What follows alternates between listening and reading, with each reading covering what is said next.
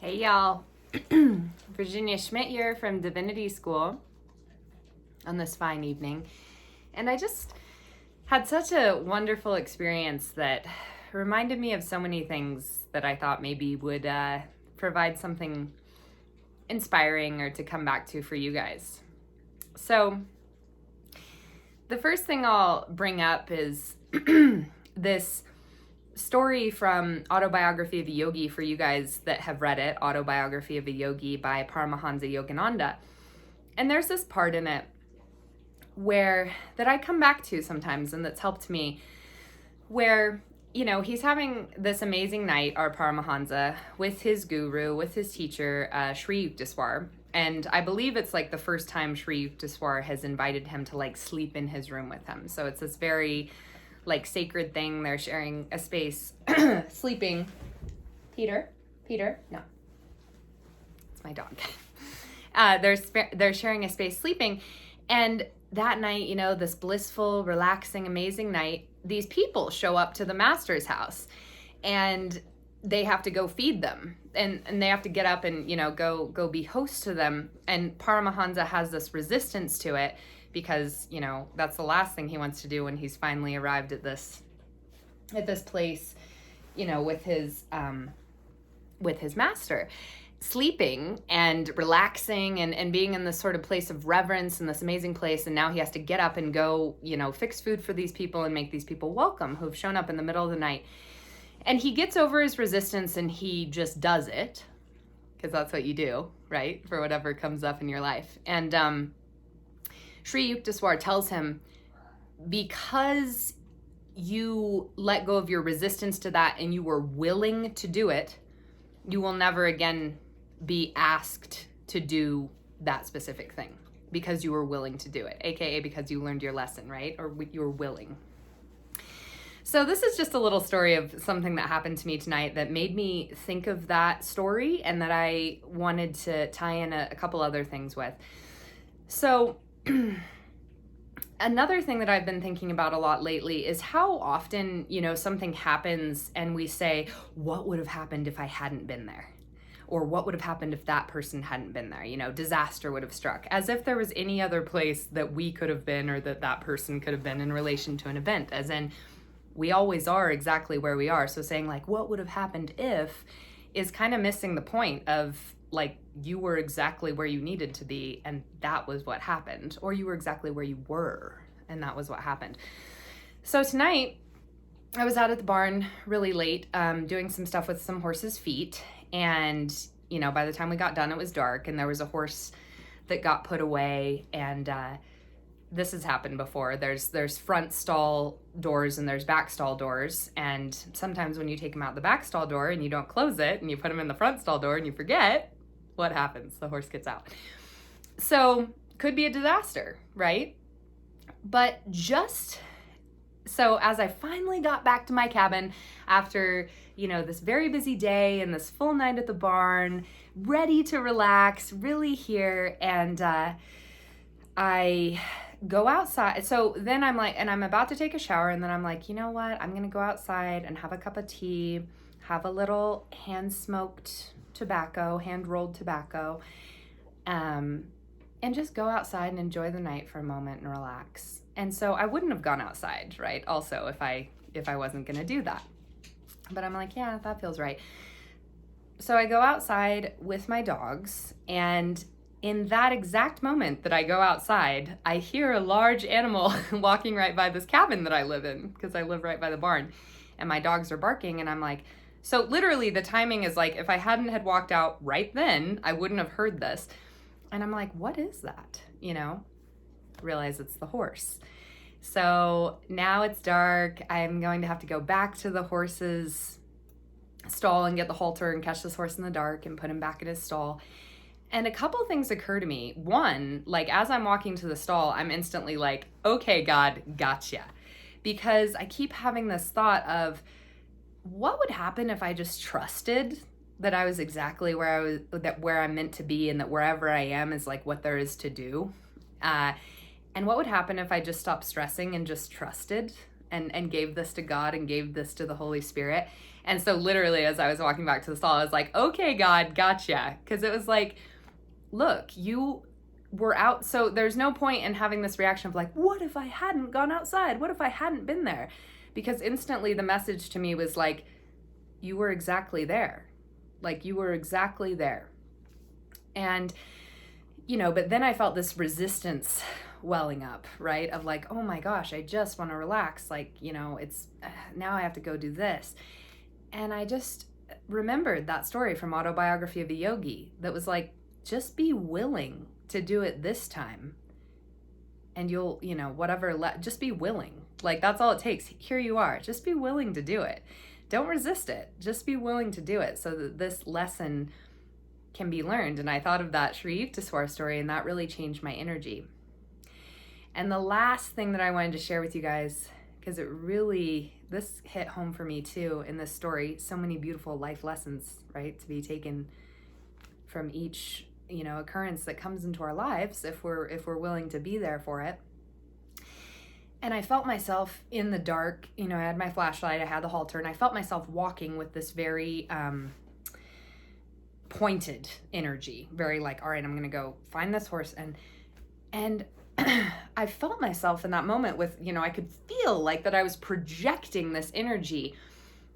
And I do what I often do when I'm going to catch horses in a field, when I feel myself doing that, because horses are prey animals. So they don't really like to feel that predatory pointed energy. So this goes back to another video where I've talked about Barbara Brennan, the author of Hands of Light and the founder of the Barbara Brennan School of Healing, talking about becoming part of your surroundings. And it's just like a softening of your energy. But the thought that came to me tonight as I was walking was like, I caught my own energy. The same way that we say we're going to catch a horse. And I felt in that moment like, oh, I felt that if I could see my aura right now, if I could see my will projection or my energetic projection that's going out, I would literally have seen that my energy was like running in front of me, and I caught it.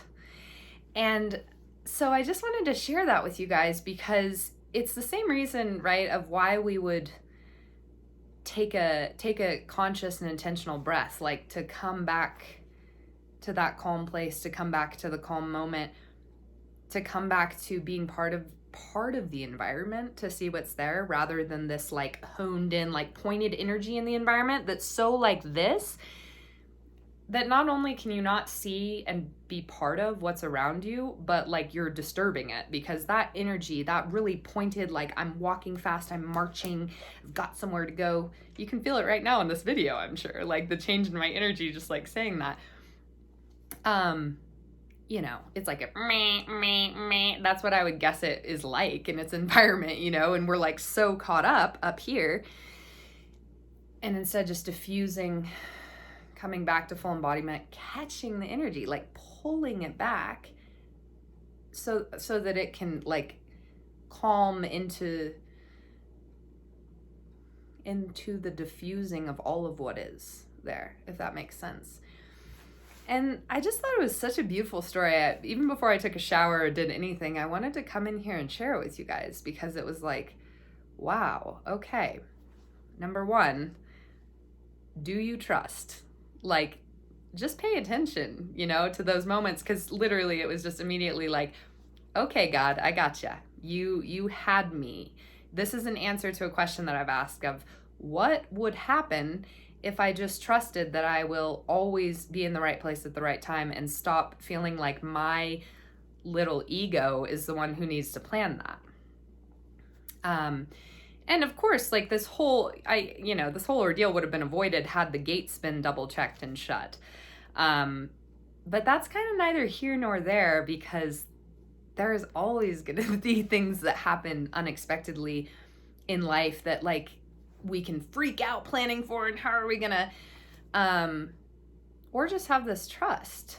And that was what I felt like. I was like, oh, okay, like I was totally, everything about the timing of this like perfectly worked out, that if I was willing, the whole disaster that could have happened was avoided. Like so number one, trusting of being, it's the book, what is his name? But wherever you go, there you are. And so none of this, what would have happened if, but oh, here I am, and here this is, and I am here, so here is what I can do. And then number 2, being willing to do it when asked for that, because that was the other, I mean, not that I ever would have like not done it, because it was, the same way that Paramahansa and Sri Yukteswar, like when someone comes and needs food and a place to sleep, like you're not just going to leave them at the door, you know? So that willingness and knowing, like, if you're just willing to show up, then, you know, that's actually, then you can learn the lesson that is before you. And there's probably still more that I will integrate from this learning, but just that willingness, like, okay, you know what? I'm willing. I'm not going to resist this. I'm not going to make some big thing about how I wish this wouldn't have happened. Like, I'm just willing to show up for what is. And then number 3, it's such a beautiful energy. And I want to do more videos about this because it didn't quite click for me. Like, it's been clicking how a lot of this energy work and presence connects in with animals. And it's something that I would really like to facilitate for others more, especially with horses, which are a really big part of my life. But tonight, it really was like, I literally felt myself catch my energy. Like, I felt myself in that tunnel vision of doing, I have this thing that I'm going to do. Like, again, not like predatory, to put it in the animal kingdom language, energy of like, this is what I'm going to do. And I just felt it, I caught it. I felt it pull back and become part of everything again. And I know that always has an effect on being able to approach and, you know, put your arm around a horse's neck and for them to give you permission to halter them. It makes a huge difference, the kind of energy that you're bringing towards that, whether your energy is like, you're going to go catch them, or you've caught your energy and you're just kind of, you're part of the herd, you're part of the environment, and then you can come into union, right? And I know that those moments where I caught myself, where I caught my energy, and I could feel my whole energy change. It shifted from this marching energy to, oh, this is it right now as I'm walking to get this horse. It's not even actually about going to catch this horse. It's just like, it's the same of like, well, here I am. This is it right now. It's not like time to relax after the horse is caught, you know, after the objective is done. But can I relax and diffuse and catch and hold and calm my energy in the moment of going towards that objective? And, you know, he was very sweet and very easy to catch, despite it being dark, despite, you know, what it could have been, a rodeo. And it would have been a rodeo, because horses are, and all animals, and probably everything in our external world, are just real mirrors for us. And so if I hadn't caught that energy, and even if I'd come to that point of willingness, but still kept that, like, that whole thing going, just like, got to get this done, he would have felt my energy from, you know, however many yards away, and been like, I don't want that, you know, versus like this soft part of the night environment that, you know, gently sort of, again, merged with him. And so I wanted to share that with you guys, because it doesn't just apply to horses. Like, at any given time, right, all of these lessons can apply to us. And I look forward to hearing how they apply, if there's something that comes up for you with any of these. And yeah, just like next time that you're like going to do something, if at any point you can just stop, and again, taking a deep breath helps, but just even having that consciousness of going from, I think one way to say it is going from seeking to being. Catching your energy. Catching it. so that you're coming from that place that's one with everything, from that place of like being able to see and be everything rather than just, that's very closed off. And I think that it'll be cool to practice that together, because I'm excited, like, for all of us to practice that and then share stories of like, yeah, I was going to do this thing and I really need to get it done. And then there was just a moment where I came back, caught my energy, brought it in, and then noticing what happens after that. Noticing what happens, right? These are the experiments. I haven't read the book, but I've always loved the title. I actually learned it from Autobiography of a Yogi as well, but Gandhi's book, just the title, like, I need to read it clearly, but just the title has always impressed me so much, of my experiments with truth. And that's what I'm trying to share here, and that's what I'm hoping that we all share here in this community of Divinity School, is our experiments with truth. Like, it's one thing to talk about these things in theory. It's a totally different thing to experience them in a real experience in your life. And that's what I am hoping to share with you guys, and I really wanted to share with you guys tonight. So I'm gonna go shower now, but I'm feeling energized from that whole thing rather than exhausted. So very interesting, that particular experiment, and the willingness to experiment and to see it as such. All right, I love you guys. Can't wait to hear from you, and I will talk to you soon. Mwah. Stay willing out there.